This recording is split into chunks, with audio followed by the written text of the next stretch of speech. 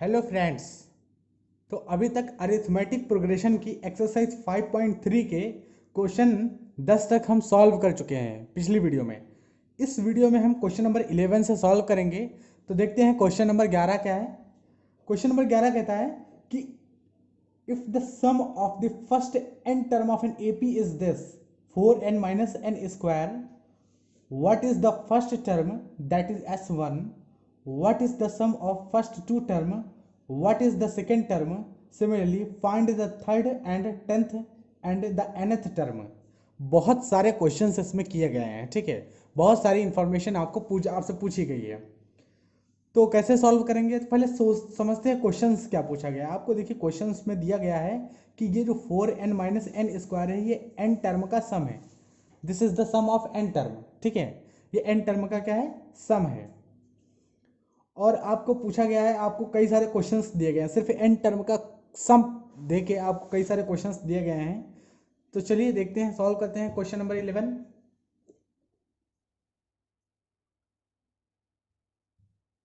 यहाँ पर जो क्वेश्चन नंबर 11 में दे रखे हैं n टर्म का सम यानी Sn दे रखे हैं। Sn कितना दे रखे हैं, 4n माइनस एन स्क्वायर, ठीक है। 4n माइनस एन स्क्वायर ये आपका Sn दे रखे हैं, सम ऑफ n टर्म यानी Sn दे रखे हैं। और आपको कई सारे क्वेश्चंस पूछ रखे हैं। चलिए बहुत सिंपल है। देखिए आपको Sn दे रखा है, एक बहुत ही इंपॉर्टेंट चीज हम सीखने वाले हैं वो ये कि जब आपको Sn दे रखा हो और आपको an निकालना हो यानी n टर्म का सम दे रखा हो, nth टर्म निकालना हो, तब कैसे निकालें। तो हमारा जो nth टर्म होता है, nth टर्म हमारा जो ये nth टर्म होता है ये बराबर होता है Sn माइनस 1 के। ये आपको याद रखना पड़ेगा, ये एक बहुत ही इंपॉर्टेंट रिजल्ट है, ये आपको याद रखना पड़ेगा, ठीक है। ये एक बहुत ही इंपॉर्टेंट रिजल्ट है। एस एन माइनस वन ये हमारा होगा। एस एन माइनस वन ये ए एन होगा, ए एन। अगर एस एन आपको दे रखा है तो आप एस एन यहाँ रखो और एस एन माइनस वन यहाँ रखो और सब्ट्रैक्ट कर दो, आपको nth टर्म मिल जाएगा, ठीक है। तो ए एन बराबर हमने क्या सीखा है, ए एन बराबर होता है एस एन माइनस वन। अब देखिए ये कैसे होता है, हमने अभी तक अरिथमेटिक प्रोग्रेशन में ये चीज पढ़ी नहीं है, ठीक है। तो हमें कैसे समझ में आए, तो हम एक एग्जाम्पल के थ्रू आपको समझाने का प्रयास करते हैं, ठीक है। एक एग्जाम्पल लेते हैं, जैसे अरिथमेटिक प्रोग्रेशन यानी एपी लेते हैं। जैसे ये एक एपी है, एग्जाम्पल है 3, 5, 7, 9। ये एपी है, ये एपी के 4 टर्म है, ठीक है। एग्जाम्पल है, ये एग्जाम्पल लेके हम आपको समझाने का प्रयास कर रहे हैं इस चीज को कि ए एन बराबर होता है एस एन माइनस वन के, ठीक है। तो एपी है, यहाँ पर 3, 2, 5 आप समझ सकते हैं कि एपी है। तो यहाँ पर पहला टर्म क्या है, 3 है और कॉमन डिफरेंस यहाँ पर 2 है, ठीक है। यहाँ पर आप ये बता सकते हो कि एस एन क्या है, एस एन बिल्कुल बता सकते हैं। एस एन मतलब एन टर्म का सम, एस एन मतलब एन टर्म का सम। हम एस फोर बताना चाहते हैं, एस फोर क्या है, यानी 4 टर्म का सम कितना है। तो 4 टर्म का सम होगा 7, 3, 10, 5, 15, 9, 24, ठीक है। तो 24 होगा। एस फोर कितना होगा, 24 होगा, ओके। एस फोर 24 होगा। और एस थ्री कितना होगा, एस थ्री कितना होगा, एस थ्री। तो एस थ्री होगा 7, 3, 10, 5, 15। एस थ्री होगा 7, 3, 10, 5, 15 होगा, ठीक है। अब आप देखिए, अगर हमें एस फोर दे रखा है, सपोज एस फोर दे रखा है और हमें ए फोर निकालना है, ए फोर। तो ए फोर कैसे आएगा, ए फोर तो हमारे इस फॉर्मूले से हिसाब से तो ए फोर आना चाहिए S four minus S four minus one. अरे 4 माइनस वन यही तो क्या है भाई, ए फोर निकालना है तो S four minus S four minus one. अच्छा 4 माइनस वन यानी S four minus S three, 4 minus one 3, ठीक है। और 4 माइनस वन 3, तो एस फोर की वैल्यू है 24 और एस थ्री की वैल्यू है 15। जब सब्ट्रैक्ट करो कितना आएगा, 9 आएगा। और ये क्या होगा, ए फोर। क्या चौथा टर्म 9 है, हाँ बिल्कुल चौथा टर्म 9 है। तो अब हमें समझ में आ गया कि ए एन, तो अब ये तो हमने 4 टर्म के लिए किया, ये हमने एग्जाम्पल जो है 4 टर्म के लिए गया। एपी के छोटा सा एग्जाम्पल लिया, 4 टर्म का, 4 टर्म को करके दिखाया। बिल्कुल जब 4 के लिए सही है तो एन के लिए भी सही होगा। तो वही चीज़ है कि अगर आपको Sn दिया गया है, यहाँ पर भी हमें Sn दिया गया था, S4 दिया गया था, अगर हमसे कोई A4 पूछ लेता तो हम कहते S4 माइनस S4 माइनस 1 यानी S3। अब S4 और S3 हमें पता है, सब्ट्रैक्ट करेंगे A4 आ जाएगा। ऐसे ही हमें Sn दिया गया है, देखो यहाँ पर Sn, अभी S4 नहीं है, यहाँ पर Sn है। An निकालने के लिए Sn माइनस Sn माइनस 1 निकालोगे तो आपको An निकल आएगा आखिरी टर्म। देखिए कैसे निकालते हैं, ठीक है। क्वेश्चंस पे चलते हैं। क्वेश्चंस क्या कह रहा है? क्वेश्चंस कह रहा है कि Sn बराबर कितना है? Sn बराबर दे रखा है 4n माइनस एन स्क्वायर, यही तो दे रखा है। और हमें an चाहिए, क्या चाहिए? हमें an चाहिए। तो an बराबर फॉर्मूला क्या है? an है Sn माइनस Sn माइनस 1। अच्छा, Sn पता है, ये है Sn पता है, तो 4n minus n square Sn है। और Sn माइनस 1 के लिए इसी में n माइनस 1 रख देंगे, यानी 4n की जगह n माइनस 1, तो n माइनस 1 यहाँ कर दिए। फिर देखो माइनस, और यहाँ पे n माइनस 1 का होल स्क्वायर, ठीक है भाई। Sn के लिए ये है, तो Sn माइनस 1 के लिए n की जगह n माइनस 1 रखना पड़ेगा, बस कंप्लीट हो गया। अब इसको सॉल्व कर लो, इसको सॉल्व करोगे तो आपको an मिलेगा, nth term of an, nth term of an AP, ठीक है। तो चलिए सॉल्व करते हैं। 4n minus n square minus, ये कितना आएगा? 4n माइनस 4, और ये आएगा N square plus 1 minus 2n, अरे a प्लस बी का होल स्क्वायर, अब अंदर ले लेके जाएंगे, ठीक है। तो ये आ गया, कितना आ गया? 4n minus n square minus 4n minus 4, और माइनस अंदर जाएगा तो N square minus 1 plus 2n, ठीक है, ये आ जाएगा। और फर्दर सॉल्व करोगे जब इसको आप, तो 4n माइनस एन स्क्वायर, और माइनस अंदर जाएगा तो माइनस का 4n प्लस का 4 माइनस माइनस प्लस का एन स्क्वायर प्लस का 1 और माइनस का 2n, यानी सब साइन चेंज हो जाएगा सबका। अब आप एक चीज़ देखो, यहाँ से एन स्क्वायर प्लस का है, एन स्क्वायर माइनस का है, कैंसिल हो जाएगा। अरे एन स्क्वायर प्लस का एन स्क्वायर माइनस का कैंसिल हो गया, 4n प्लस का 4n माइनस का कैंसिल हो गया, कैंसिल हो गया। और 4 प्लस 1 4 1 5 हो गया, और 5 माइनस 2n, तो nth टर्म में कितना आया? an कितना आया? 5 माइनस 2n। क्या ये हमारा nth होगा? अब देखो Sn हमें दे रखा था, इसी Sn से हमने देखो an निकाल दिया, निकाल दिया, ये हमारा an होगा माय डियर फ्रेंड्स, ये हमारा an होगा। और आपके जितने भी सवाल पूछे गए हैं an निकालने के बाद सारे सवाल सॉल्व हो जाएंगे, आपके जितने भी सवाल पूछे गए हैं। अब आपने an निकाल दिया, an निकाल दिया। अगर आपको पहला टर्म निकालना हो तो कैसे निकालेंगे? an nth टर्म है, अगर पहला टर्म तो a1 निकालना होगा, a1 यानी 5 माइनस 2 इंटू 1, ठीक है। तो 2 इंटू 1 इंटू, तो 5 माइनस 2, और 5 माइनस 2 यानी 3, तो पहला टर्म होगा 3। अगर दूसरा टर्म निकालना हो तो a2 निकालना होगा, 5 माइनस 2 इंटू 2, ठीक है, यानी कितना आ जाएगा? 5 माइनस 2 2 जा 4, यानी आ जाएगा 1।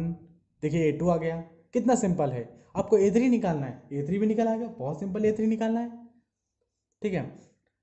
a3 निकालना है तो a3 लिखेंगे यहाँ पर, a3 बराबर होगा 5 माइनस 2 इंटू 3, ठीक है। तो 5 माइनस 3 टू जा 6, माइनस 1 आ गया। अब आपसे जो सवाल कहा गया, पूछा है, वो देखिए क्या पूछा है। एक एक क्वेश्चन सॉल्व करते हैं हम, जो मतलब क्वेश्चन नंबर 11 में जो पूछा गया है, हम उसको एक एक क्वेश्चन सॉल्व करते हैं। तो पहला क्वेश्चन हमसे क्या पूछा गया है? देखिए पहला क्वेश्चन हमसे पूछा गया, what is the first term. तो भैया फर्स्ट टर्म तो आंसर है, पहले का तो पहले ही हमने आंसर निकाल दिया। फर्स्ट टर्म जो होगा वो फर्स्ट टर्म होगा 3, ठीक है, पहला आंसर। दूसरा क्या पूछा गया आपसे? दूसरा पूछा गया what is the sum of first 2 term. तो पहले 2 टर्म का सम, तो 3 प्लस 1 4, तो यानी जो दूसरा पूछा गया है कि सम ऑफ 2 टर्म का सम जो पूछा गया है आपसे, तो देखिए a1 प्लस a2 पूछा गया है। तो a1 प्लस a1 है 3 और a2 है 1, तो कितना आएगा आंसर? 4। उसके बाद देखिए क्या पूछा गया है, what is the second term. तो सेकेंड टर्म में तो आप देख सकते हो 1 है, सेकेंड टर्म में तो 1 है, ठीक है, ये तो आप देख ही सकते हो सेकेंड टर्म में क्या है, 1 है। चलिए आगे बढ़ते हैं। फिर क्या पूछा हमसे? Similarly find the third and 10th and nth term. तो देखिए nth टर्म तो पहले से ही हम निकाल के रखे, यही तो हमारा nth टर्म है। तो nth टर्म निकालते हैं। आपको कौन सा पूछा गया? Third term. थर्ड टर्म हमारा -1 होगा, थर्ड टर्म हमारा देखो -1 होगा। 10th टर्म निकालना है तो a10 निकालना है। a10 कितना होगा? a plus 10 minus 1 into D, यानी a plus 9d, a plus 9d। a कितना है भाई? पहला टर्म कितना है? 3 है पहला टर्म, ठीक है, प्लस 9 और d कितना है? भाई डी कितना है, अगर आप यहाँ पर कॉमन डिफरेंस निकालने का प्रयास करो कितना होगा, भाई पहला टर्म कितना है 3, दूसरा टर्म था 1, तीसरा टर्म था -1, तो यहाँ पर कॉमन डिफरेंस कितना आ रहा है, कॉमन डिफरेंस -2 आ रहा है ना, तो -2 यहाँ पुट कर देंगे। ठीक है, -2 पुट करोगे कितना आएगा 3 9 दूनी 18। ठीक है, तो कितना आएगा ये -15। तो जो 10th टर्म होगा इस एपी का 10th टर्म, जिसका nth टर्म ये है, तो वो -15 होगा। अच्छा आप ऐसे भी निकाल सकते हो, या फिर आप 10th टर्म यहाँ पर रख दो a10, जो nth टर्म दे रखे हैं, nth टर्म आपको जो दिया गया है a10, an कितना दिया गया, an दिया गया है 5 - 2n, यही तो दिया गया है an। आपको a10 निकालना है, 10th टर्म पूछा है, तो a10 यहाँ से भी निकाल सकते हो, 5 - 2 × 10। अब देखो आप 10 दूना 20, तो 5 - 20, और 5 - 20 यानी -15, ये भी आंसर आ गया। ठीक है, तो इस तरह से भी आप 10th टर्म निकाल सकते हो। अगर आपके पास an है तो आप कुछ भी निकाल सकते हो, ऐसे नहीं an है तो एपी में कुछ भी पूछ ले आप निकाल सकते हो। तो आई होप आपको बहुत अच्छे से क्वेश्चन नंबर 11 समझ में आ गया होगा। अब हम मूव करेंगे क्वेश्चन नंबर 12 की तरफ। ठीक है, अगर कोई डाउट है तो आप डाउट को कमेंट में लिखिए। क्वेश्चन नंबर 12 देखते हैं। तो क्वेश्चन नंबर 12 क्या है देखते हैं। Find the sum of first 40 positive integer divisible by 6। क्या कह रहा है कि पहले फाइंड द सम ऑफ, आपको सम निकालना है पहले 40 पॉजिटिव इंटीजर के जो कि 6 से डिवाइड हो जाए। अच्छा पॉजिटिव इंटीजर और 6 से डिवाइड हो जाए, फर्स्ट 40 निकालने हैं। तो देखिए पॉजिटिव इंटीजर जो किस 6 से डिवाइड हो जाए, तो सबसे पहला जो इंटीजर हमारा होगा 6 ही होगा, भाई 6 से तो 6 ही डिवाइड होगा ना। दूसरा जो इंटीजर 6 से बाद कौन सा डिवाइड होगा, पॉजिटिव होना चाहिए, वो 12 होना चाहिए। तीसरा 18 होगा, चौथा 24 होगा। ऐसे ही 40 पॉजिटिव इंटीजर के सम निकालने हैं। ओके, 40 पॉजिटिव इंटीजर के सम निकालने हैं। क्या आपको पता है कि 40 नंबर पे कौन सा होगा, बिल्कुल पता होगा, क्योंकि 6 से ही 6 के अगर मल्टीपल हैं तो 40 को 6 से मल्टीप्लाई कर देंगे, आंसर आ जाएगा। भाई हमें 6 के, एक तरह से आपको 6 के मल्टीपल, 6 के फर्स्ट 40 पॉजिटिव मल्टीपल्स का सम निकालना है, एक तरह से आपसे ये समझो। तो 6 के अगर मल्टीपल हैं तो 6 का पहला पहला मल्टीपल, दूसरा, तीसरा, ये स्टार्टिंग के 3 मल्टीपल हैं 6 के। ऐसे ही 40 मल्टीपल, तो तीसरा मल्टीपल निकालने के लिए 6 त्रिक 18 के हैं, तो 40वां मल्टीपल निकालने के लिए 6 को 40 से मल्टीप्लाई करेंगे, और 6 को 40 से अगर हम मल्टीप्लाई करोगे तो 240 आएगा, तो 240 आएगा, तो यानी आखिरी टर्म में कितना होगा 240 होगा। इसी का सम निकालना है आपको। ये अरिथमेटिक प्रोग्रेशन है कि नहीं, बिल्कुल अरिथमेटिक प्रोग्रेशन है। सम निकालना बहुत सिंपल है, पहला टर्म 6 है, कॉमन डिफरेंस 6 है, तो सम निकाल सकते हैं। वैसे भी कॉमन डिफरेंस की जरूरत भी नहीं पड़ेगी, क्योंकि पहला टर्म दे रखा है, आखिरी टर्म देखा है। फॉर्मूला हम लगाएंगे, एस एन बराबर है, एस एन बराबर क्या होगा n/2, n/2 और a+l वाला फॉर्मूला लगाएंगे, बस आ गया सम। पहला टर्म पता है, आखिरी टर्म पता है, यहाँ पे रखेंगे। हाँ नंबर ऑफ टर्म, अरे तो 40 पूछा है ना, नंबर ऑफ टर्म तो 40 होंगे ही, तो यहाँ पर आपको 40 रखना है। तो बहुत ही सिंपल सवाल है, हम सॉल्व नहीं करेंगे, ये आपको करना है। ठीक है, तो यहाँ पे एन की वैल्यू, अब देखो सॉल्व ही हो गया, सिर्फ आपको कैलकुलेशन ही करनी है, समझ लो इस सवाल में। अब कुछ बचा नहीं, क्योंकि 40 पूछा है तो 40 यहाँ रखोगे, पहला टर्म 6 यहाँ रखोगे, 240 यहाँ रखोगे, सॉल्व हो जाएगा। तो हम इस क्वेश्चन को सॉल्व नहीं करेंगे, आगे बढ़ते हैं। पूरा सॉल्व ही हो गया एक तरह से। मूव करते हैं हम क्वेश्चन नंबर 13 की तरफ। बहुत ही सिंपल क्वेश्चन है, 13 भी कुछ इसी तरह का। देखिए 13 क्वेश्चन क्या है, जो क्वेश्चन नंबर 13 है वो क्या है, find the sum of first 15 multiple of 8। अब 8 के यानी 15 multiple of 8, find the sum of first 15 multiples of 8। अब 8 के स्टार्टिंग के 15 मल्टीपल का सम निकालना है। कितना सवाल सिंपल है, अभी 6 के फर्स्ट 40 मल्टीपल का सम निकालने हैं, अब 8 के फर्स्ट 15 मल्टीपल का सम निकालना है। तो जैसे इसमें भी सीरीज बनेगी, जो क्वेश्चन नंबर 13 होगा, ये भी बहुत सिंपल है। इसमें क्या बनेगा देखिए, 8 के 15 मल्टीपल का सम निकालना है, तो जैसे 8 दूसरा मल्टीपल होगा 16, तीसरा होगा 24, ऐसे ही 15, तो तीसरा निकालने के लिए 8 को 3 से मल्टीप्लाई किए, तो 15 निकालने के लिए 8 को 15 से मल्टीप्लाई किया, और 15 8 120, यानी 15 8 जा 120। ठीक है, अब इसका सम निकालना है, तो इसका भी सम होगा। पहला टर्म पता है, आखिरी टर्म पता है, एस एन वाला फॉर्मूला लगेगा, एस एन बराबर n/2। अब 15 निकालना तो 15/2 रख दोगे, फर्स्ट 15 का पूछा है ना, और पहला टर्म है 8 और आखिरी टर्म है 120, लो सम आ गया, इसको कैलकुलेट कर लोगे, आंसर आ जाएगा। तो ये बहुत ही छोटे छोटे सवाल हैं, सॉल्व हो सकते हैं। ठीक है, मूव करते हैं हम क्वेश्चन नंबर 14 की तरफ।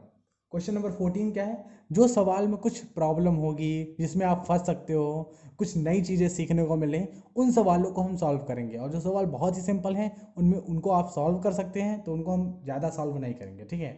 आपके लिए वो समझ लो होमवर्क है। तो क्वेश्चन नंबर 14 क्या है, चलिए आगे देखते हैं। क्वेश्चन नंबर 14, क्वेश्चन नंबर 14 है find the sum of the odd number between 0 and 50। अब देखिए इसको हम सॉल्व करेंगे। 0 और 50 के बीच में जितने भी ऑड नंबर हैं उनका सम निकाल दो। तो भैया 0 और 50 के बीच में 0 यहाँ पर लिख दिया, 50 हमने यहाँ लास्ट में लिख दिया। अब इनके बीच में जितने भी ऑड नंबर हैं उनका सम पूछा है। तो क्या 0 ऑड नंबर है? बिल्कुल नहीं, 0 ऑड नंबर नहीं है। तो 0 के बाद सबसे पहला जो ऑड नंबर आएगा वो कौन सा आएगा? 1 आएगा। 0 के बाद 1 एक ऑड नंबर है, ठीक है।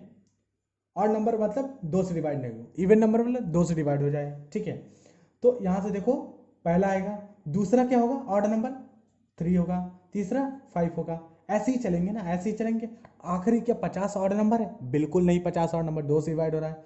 49 ऑड नंबर है, हाँ 49 है। तो यानी इनके इनके बीच में जितने, ये हमसे पूछा गया है क्वेश्चन में क्या है कि 0 और 50 के बीच में जितने भी ऑड नंबर हों उनका सम निकालो। तो हमने कहा 0 और 50 के बीच में ऑड नंबर इतने सारे होंगे, कितने होंगे हमें नहीं पता, लेकिन 1 3 5 इस तरह की एक सीरीज बनेगी और आखिरी टर्म होगा 49। ओके, तो क्या ये एपी बन रही है? चलिए देखते हैं। 1 3 5 7 और डॉट डॉट डॉट डॉट 49।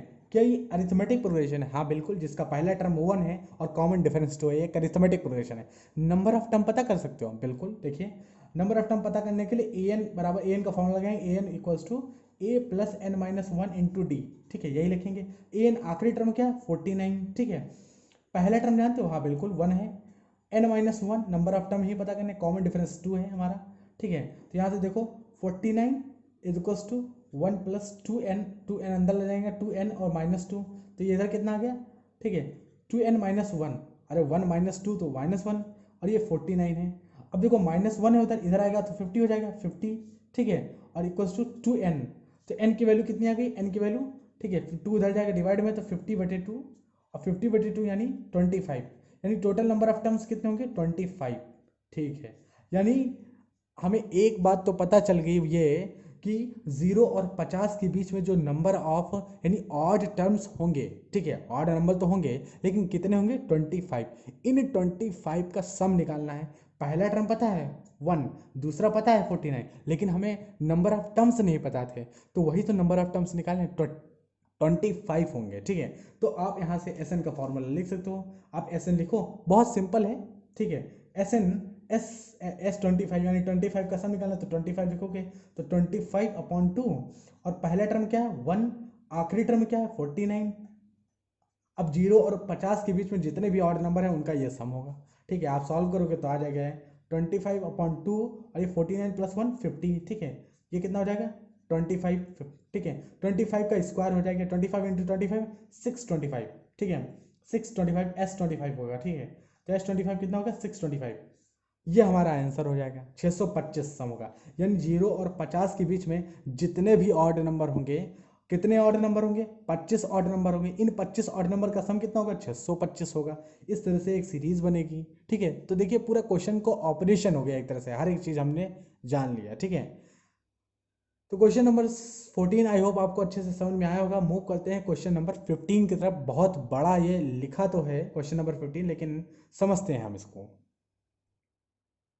तो क्वेश्चन नंबर 15 समझते हैं। आप इसके साइज पर मत जाइए, बहुत ही सिंपल सवाल है, साइज पे मत जाइए, ठीक है।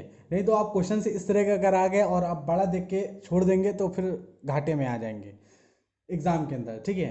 तो वही चीज़ है कि आप, ये बहुत ही सिंपल सवाल है, इसको पढ़ते हैं सबसे पहले, फिर समझते हैं, फिर हम सॉल्व करना स्टार्ट करेंगे। A contract on construction job specifies a penalty for a delay of completion beyond a certain date as follows: 200 for the first day, 250 for the second day, 300 for the third day, etc. The penalty for each succeeding day being 50 more than for the preceding day. How much money the contractor has to pay as a penalty if he has delayed the work by 30 days. ये बहुत ही simple question है, ठीक है। आपको लग रहा है बड़ा है, लेकिन बहुत सिंपल है। कैसे समझते हैं इसको, समझते हैं पहले। A contract on construction job specifies a penalty for delay of completion beyond a certain date as follows, ठीक है। देखिए क्या होता है कि कंस्ट्रक्शन जॉब पे, एक जॉब है किसी प्रकार की, कोई भी जॉब है, कंस्ट्रक्शन जॉब इसमें दे रखा है, तो उसमें कोई कॉन्ट्रैक्ट लेता है कि हाँ भाई हम आपका काम कर देंगे, ठीक है। लेकिन जिसका काम वो करने जा रहा है, उसने क्या है, एक शर्त रखी है कि भैया, जैसे उसने रख दिया कि हमारा काम 20 तारीख तक हो जाना चाहिए, लेकिन 20 तारीख के बाद भी अगर काम नहीं होता है, तो उस समय जो कॉन्ट्रैक्ट लेके रखा है उसको पेनाल्टी देनी पड़ेगी। मतलब देखो, पहले दिन अगर मान लो काम 21 तारीख को ख़त्म करेगा तो उसको 200 रुपया देना पड़ेगा, जो जिसने कॉन्ट्रैक्ट दिया है उसको, कॉन्ट्रैक्टर को देना पड़ेगा, कॉन्ट्रैक्ट देने वाले को, ठीक है। अगर 2 दिन लेट करता है तो फिर दूसरे दिन 250 देना पड़ेगा, तीसरे दिन भी नहीं दिया तो 300 देना पड़ेगा। यानी पहले दिन 200 रुपये पेनाल्टी, अगले दिन 250 रुपये पेनाल्टी, फिर उसके अगले दिन 300 रुपये पेनाल्टी, ठीक है। अगले दिन 300 रुपये पेनाल्टी, यानी हर दिन क्या होगा कि एक दिन लेट किया तो 200 रुपये दिया, दूसरे दिन 250 रुपये देगा, तीसरे दिन 300 रुपये देगा, यानी 50-50 रुपये पेनाल्टी बढ़ती जाएगी। जब तक, जैसे मान लो 20 तारीख तक कहा है काम कंप्लीट करूँ, तो 20 के बाद अगर काम करता है, कंप्लीट लेट करता है, तब पेनाल्टी देनी पड़ेगी। अब देखिए इसमें पूछा क्या है, इसमें पूछा यह है कि the penalty for each succeeding day is being 50 more than the presiding day. वही चीज़ मैंने बताया ना कि पहले दिन पेनाल्टी 200 है, दूसरे दिन पेनाल्टी 250 है, तीसरे दिन पेनाल्टी 300 है, 50 रुपये पेनाल्टी हर दिन बढ़ जाती है। अब how much money the contractor has to pay as a penalty if he has delayed the work by 30 दिन। अब देखो 30 दिन लेट कर दिया, जैसे उसने क्या कहा था कि 1 जुलाई को काम कंप्लीट करना, और 1 अगस्त को तुमने काम कंप्लीट करके आया, तो 30 दिन तो लेट कर दिया। ओके, तो 30 दिन लेट कर दिया तो टोटल पेनाल्टी कितनी भरनी पड़ेगी, आपसे ये पूछा है, ठीक है, 30 दिन में। तो देखिए बहुत ही सिंपल सा सवाल है, बहुत सिंपल। देखिए समझते, पहले दिन अगर लेट करा होगा तो 200 रुपये उसने दिया होगा पेनाल्टी, ठीक, पहले दिन। फिर दूसरे दिन पेनाल्टी उसने 250 रुपये दी होगी। ऐसे ही तीसरे दिन पेनाल्टी 300 रुपये दी होगी। चौथे दिन पेनाल्टी 350 रुपये दी होगी। ऐसे ही देते देते तीसवें दिन कितनी दी होगी, तीसवें दिन कितनी दी होगी, कैसे पता करेंगे कि 30 डेज पे कितनी पेनाल्टी देगा, ठीक है। तो 250, फिर 50-50 बढ़ता जा रहा है, 50-50 बढ़ता जा रहा है, तो तीसवें दिन भी पेनाल्टी देनी पड़ेगी, और फिर उसका वजह टोटल सम निकालना पड़ेगा। बस यही आपको एसएन पूछा है। सिंपल सा है कि नहीं, सिंपल है, बहुत सिंपल है। चलिए सॉल्व करते हैं एसएन। तो एसएन निकालने का बहुत ही तरीका बहुत सिंपल है। एसएन का फॉर्मूला क्या है, एसएन बराबर होगा n/2 2a plus n-1 into D. ये फॉर्मूला लगा सकते हो, या फिर आप चाहो तो a+l वाला, यानी आखिरी टर्म निकाल दो पेनाल्टी वाला, तो आखिरी टर्म का भी फॉर्मूला लगा सकते हो। तो लेकिन हमें यहाँ सिंपल ये लग रहा है, तो हम ये यहाँ पर लगाएंगे, ठीक है। देखिए 30 दिन तक तो लेट करता है, तो 30 टर्म होंगे। पहले बात तो टर्म 30 होंगे, क्योंकि 30 दिन बाद पेनाल्टी, 30 दिन की बात चल रही है यहाँ पर, 30 डे की। तो 30/2, 2a पहला टर्म है 200, तो 2 इंटू 200 प्लस 30 टर्म है, तो 30-1 29 हो जाएगा, 30-1, ठीक है, 29। और कॉमन डिफरेंस 50 है, 50-50 हर बार बढ़ रहा है, 50। एक्चुअली में जो पेनाल्टी देने का जो तरीका है, तो भी 200, 250, 300, 350, ये अरिथमेटिक प्रोग्रेशन फॉर्म कर रहा है। और अरिथमेटिक प्रोग्रेशन का सम निकालना हम जानते हैं, 30 टर्म का सम। टोटल पेनाल्टी पूछी है हमें 1 महीने की, 30 दिन की। तो देखो इसको सॉल्व करते हैं। ये कितना आ गया, 15, ये 400 हो जाएगा, मल्टीप्लाई करने के बाद 2 दूने 400, प्लस ये कितना हो जाएगा, तो 5×9 = 45, 5×9 = 45, और 5×2 = 10, 4 = 14, कितना आएगा 29 इंटू 5, 5×9 = 45, 5×2 = 10, 4 = 14, ठीक। तो 1450। अब इसमें देखो 15 मल्टीप्लाइड बाई 1450 में ऐड करेंगे 400, ठीक है, तो 1850, कितना हो जाएगा, 1850 हो जाएगा, ठीक है। अब देखो 1850 को उससे मल्टीप्लाई करोगे, यही आंसर हो जाएगा आपका, ठीक है। तो 15 मल्टीप्लाइड बाई 185 इंटू 10, आप 10 से मल्टीप्लाई करोगे तो ये 1885 आएगा। तो हमने 10 को अलग कर दिया ताकि मल्टीप्लिकेशन आसानी से हो जाए, ठीक है। अब देखो 15×5 = 75, 15×8 = 120, और 7 127, ठीक है, 127, 15 और 12, 15 12 27, और ये आ गया तो कितना आ गया, 15 को मल्टीप्लाई करोगे तो 27,750, ठीक है। और यही हमारा टोटल होगा, यही हमारा आंसर होगा। तो भैया जो पेनाल्टी उसको देनी पड़ेगी, यानी एस एन फॉर्म लिखा था, यानी 30 दिन की, यानी टोटल 30 दिन लेट करेगा तो 27,750 रुपये उसको पेनाल्टी देनी पड़ेगी, क्योंकि उसने 30 दिन लेट किया है। पहले दिन पेनाल्टी उसने 200 रुपये दी, दूसरे दिन 250 दी, तो 2 दिन का जोड़ दिया, तीसरे दिन 300 दी तो 3 दिन का जोड़ दिया, ऐसे ही 30 दिन तक पेनाल्टी देगा, उसको सम किया जाएगा तो 27,750 यानी 27,750 रुपीज़ जो है वो कॉन्ट्रैक्टर जो होगा वो पेनाल्टी पे करेगा, क्योंकि 1 महीने उसने 30 दिन तक लेट किया है। कितना सिंपल सवाल था, देखिए सिर्फ समझना था हमें सवाल की लैंग्वेज को बस, ठीक है। वर्ड प्रॉब्लम है, सवाल की लैंग्वेज को अगर आप समझ जाएंगे तो सवाल को बहुत ही सिंपल तरीके से सॉल्व करेंगे। आई होप आपको क्वेश्चन से समझ में आ रहे होंगे। अगर आपको ऐसे लेक्चर्स देखने हैं क्लास 10th के, मैथमेटिक्स सीखना है, तो आप चैनल को जरूर सब्सक्राइब करें और उन लोगों के साथ शेयर करें जो क्लास 10th का मैथमेटिक्स सीखना चाहते हैं, ठीक है, उनकी ज़रूर हेल्प करें। तो आप वीडियो को शेयर कर सकते हैं और चैनल को सब्सक्राइब करिए, लाइक करिए। तब तक के लिए धन्यवाद।